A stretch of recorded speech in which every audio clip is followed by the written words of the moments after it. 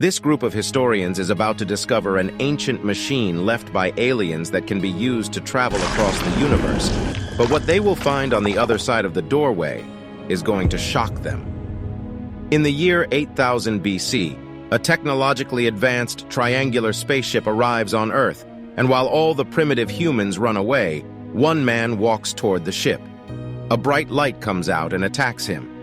Next, in the year 1928, a young girl named Catherine Langford arrives at the site of an archaeological dig with her father.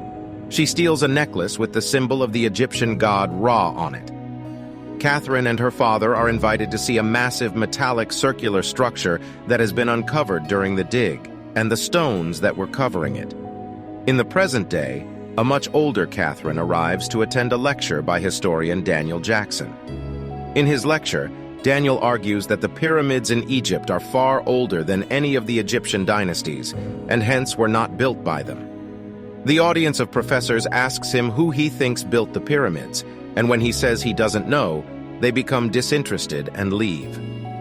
After the lecture, Catherine invites Daniel into her car for a quick chat, where she offers him a translating job, and tells him that at this job, he'll have a chance to prove his theories correct.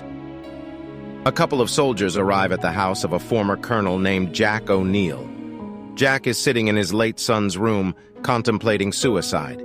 His son died by accidentally shooting himself with one of his guns. The soldiers tell him that he is being called back into active duty. Daniel arrives at a secret military installation, where he meets Catherine and a couple of other historians. Catherine shows him the cover stones that she and her father discovered back in 1928. He is informed that the outer ring of stones has Egyptian hieroglyphics written on it, but they have no idea what language is written in the middle. Daniel notices their translation of the hieroglyphics is wrong. They have translated one of the words as door to heaven, but he says it translates to Stargate. Daniel asks why the military is interested in ancient artifacts, and just then, Jack arrives. Jack says the whole operation has been placed under his command, and all its information is classified, so they are only allowed to tell Daniel as much as he needs to know to do his job. Daniel spends the next 2 weeks trying to decode and translate the language written in the middle of the cover stones, but he is unsuccessful. One night, one of the guards at the facility is reading a newspaper, and Daniel notices a picture of the Orion constellation in it. He has an epiphany. He realizes that the symbols written in the middle of the cover stones are not words, but star constellations. A meeting is called where Daniel shares his discovery. He explains that there are 7 symbols on the cover stones, which together form a map and chart a course to another point in space. 6 points are needed to specify a destination in 3-dimensional space, and the 7th point is the point of origin from which the journey begins. One of the jealous historians says he is wrong because the 7th symbol is not on the machine. Daniel asks what machine he is talking about, and Jack gives the green signal to tell him. Catherine shows Daniel the metallic circular structure that she and her father discovered. She says it's the Stargate mentioned on the cover stones, a doorway to other points in the universe, and the 6 symbols specify the destination for it. Daniel finds the 7th symbol on the Stargate that they had previously missed. With all 7 symbols inserted, the Stargate powers up, while Catherine tells Daniel that it is made of a mineral that is not found anywhere on Earth. The Stargate opens, and they send a probe into it. They find out that the probe has traveled all the way to the other side of the known universe and landed on a planet. Data sent back from the probe reveals that the planet it landed on has similar atmospheric and environmental conditions to Earth. It can support life. It also reveals that there is a Stargate on the other side as well. However, it has different markings. This means that if they go through the gate, they'd have to figure out 7 new symbols from the other side to return home. Daniel confidently says that he can do that, but Jack doubts it. Regardless, Daniel is placed on the military team that will perform a reconnaissance mission to the other planet. Before he leaves for the mission, Catherine gives Daniel the necklace she stole as a kid, with the Eye of Ra on it, saying that it has brought her luck. The team of military personnel and Daniel walk through the Stargate, and after traveling millions of light years in seconds, they awaken inside a dark room. They step outside into a desert, and find out that they were inside a building, which has a massive pyramid behind it. This planet has 3 moons. They set up their equipment, and Jack asks Daniel to get the Stargate on this side ready for when they have to return. Daniel says he'll need more time. Jack asks why, and Daniel replies that back on Earth he figured out the order of the 7 symbols from the cover stones. But there is no such artifact here, and he has to go around and look for it. Jack and the military team are outraged that Daniel simply assumed an artifact would be lying on this planet as well, and didn't tell them this. The military personnel treat Daniel terribly from that point. Next, Jack is setting up some sort of device near the Stargate, and when one of the soldiers arrives, he hides the device. Daniel notices some massive footprints in the sand, and they lead him to a strange-looking animal. He pets the animal, and just then, Jack arrives and warns him against it. Daniel says that the animal has a harness on it, which means it's domesticated. The animal starts running, and Daniel's foot gets caught in the harness. He gets dragged along the running animal, and Jack and 2 soldiers follow him. When the animal finally stops, Jack and the 2 soldiers catch up and free Daniel.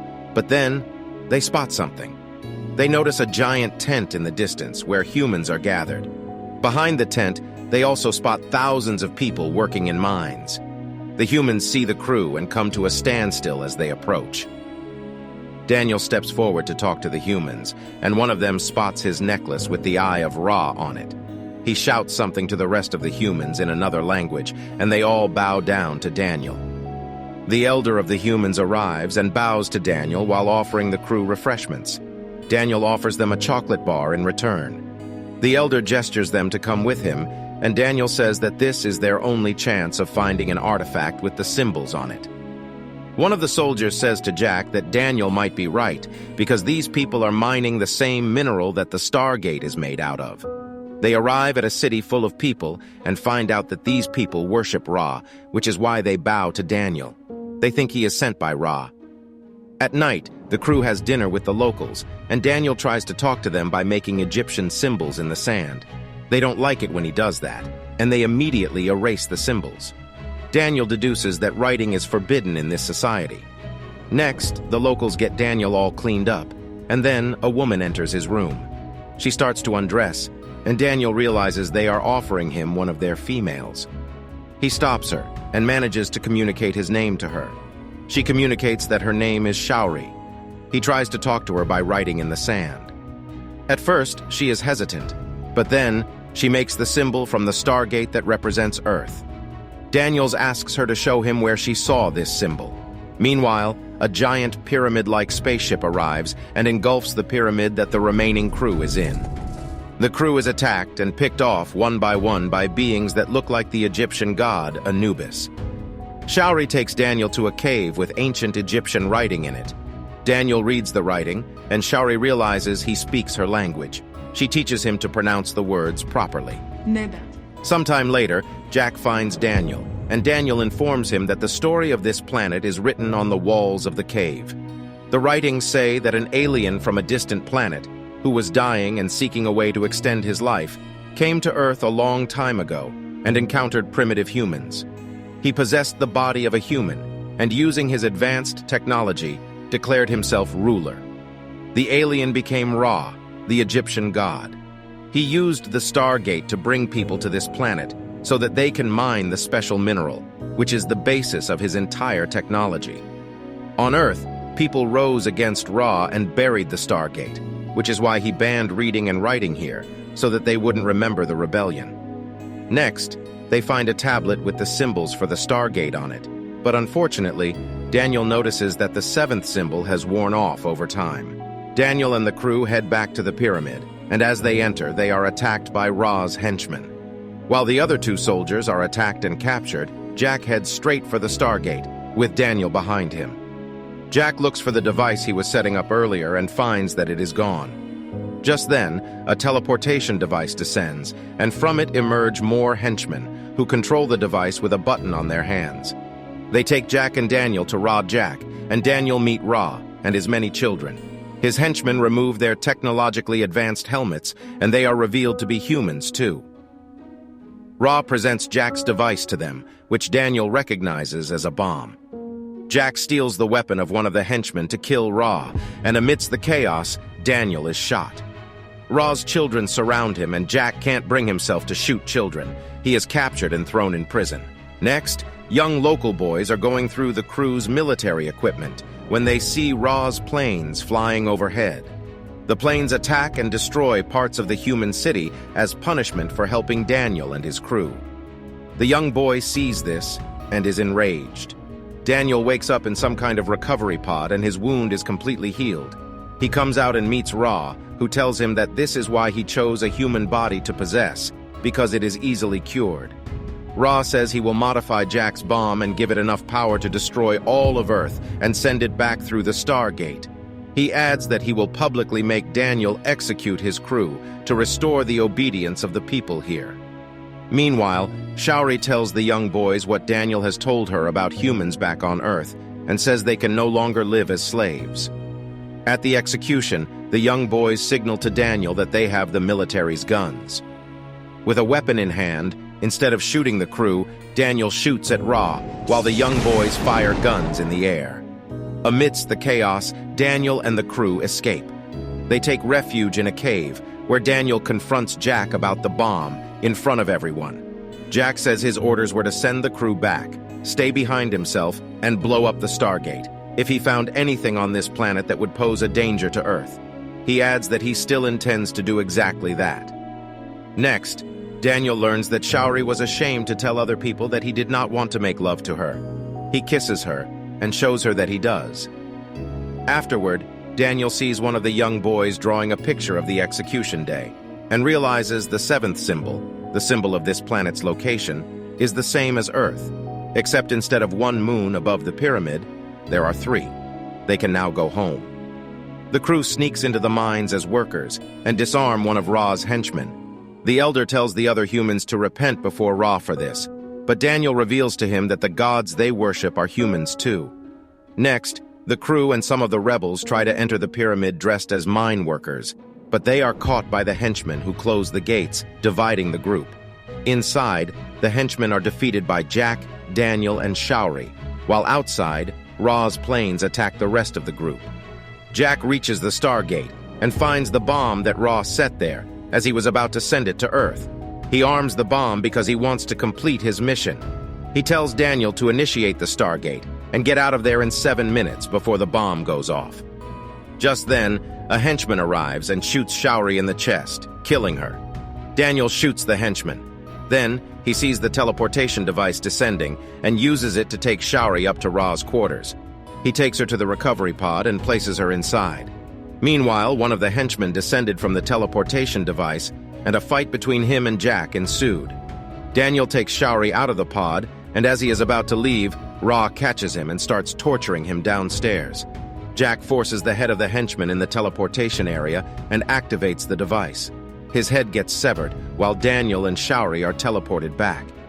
Jack tries to disarm the bomb to buy them more time, but finds out that the disarm switch has been disabled. Outside, the rest of the group is surrendering to the henchmen in the plains, when the elder of the locals arrives with the rest of the population, and they overpower the henchmen. Seeing all his henchmen defeated, Ra starts his ship and prepares to leave the planet. Unable to disarm the bomb, Jack and Daniel come up with an idea. They use the remote on the henchman's hand and teleport the bomb to Ra's ship. The bomb explodes in space, killing Ra. Next, Jack, Daniel, and Shaury come out, and the crowd of people cheers for them. Jack and the other soldiers prepare to head back through the Stargate to Earth, but Daniel decides that he will be staying on this planet with Shaury. He says a final goodbye to Jack and watches him walk through the Stargate. The end. Thank you for watching. Be sure to like our channel and subscribe if you enjoy content like this. Also, let us know what movie you would love us to recap for you.